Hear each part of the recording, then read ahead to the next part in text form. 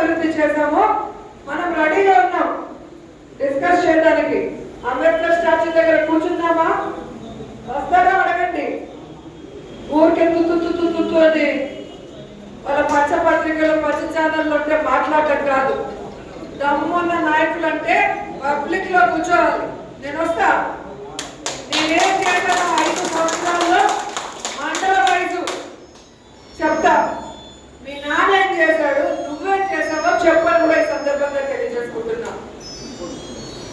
అలాగే ఈరోజు చూస్తే అర్బన్ హెల్త్ క్లినిక్లు ఇవి మనం బాగా గమనించవచ్చు. నగిరిలో 2 కట్టాం, పుత్తూరులో 2 కట్టాం. ఎందుకు మీ నాన్న కట్టలేకపోయారు? చెప్పాలి కదా. మీరు తోపులు తురుపులు అనేవాళ్ళు ఎందుకు రెంటెడ్ అర్బన్ క్లినిక్స్ లో ఇన్ని రోజులు నడిపించారు? ఈ రోజు మనం ఎలా కట్టించగలిగామో ఒక్కసారి ఈవీఎంల ద్వారా ఎమ్మెల్యే దొంగ ఎమ్మెల్యే చెప్పాల్సిన అవసరం ఉందని. అలాగే పిహెచ్సిలు ఈరోజు మడమలపేటలో కానీ నగిరిలో బుగ్గగ్రహారంలో కానీ అలాగే విజయపురంలో కానీ నిండ్రలో కానీ ఏ విధంగా మనం అన్ని ఫెసిలిటీస్ తో రెనోవేట్ చేయించాం, ఏ విధంగా అన్ని రకాల ఎక్విప్మెంట్స్ ఇచ్చామో ఒకసారి వాళ్ళు వెళ్ళి చూసినా ఓకే, మనం పిలిచినా మనం వచ్చి చూపిస్తాం.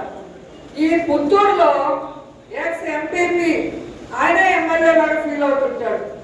ఆయన ఊర్లో ఒక హాస్పిటల్ ఉంది, మీరు చూస్తుంటారు. ఆ హాస్పిటల్ ఇంత చిన్న రూఫ్, మొత్తం ఎప్పుడు తల మీద పడిపోతుందో తెలీదు. పేషెంట్లే కాదు డాక్టర్లు కూడా పేషెంట్లు అయ్యే పరిస్థితి ఉంటే అది చూసి సచివాలయంలో ఒక ఫ్లోర్ మనం ఇచ్చాం.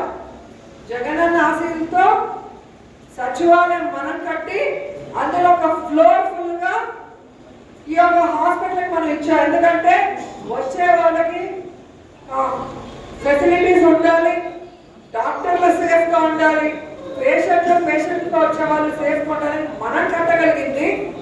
ఎందుకు ఎంపీ గారు గతంలో కట్టలేకపోయాడు? వాళ్ళ నాన్న తోపు తూము అనేవాడు ఎందుకు కట్టలేకపోయాడు?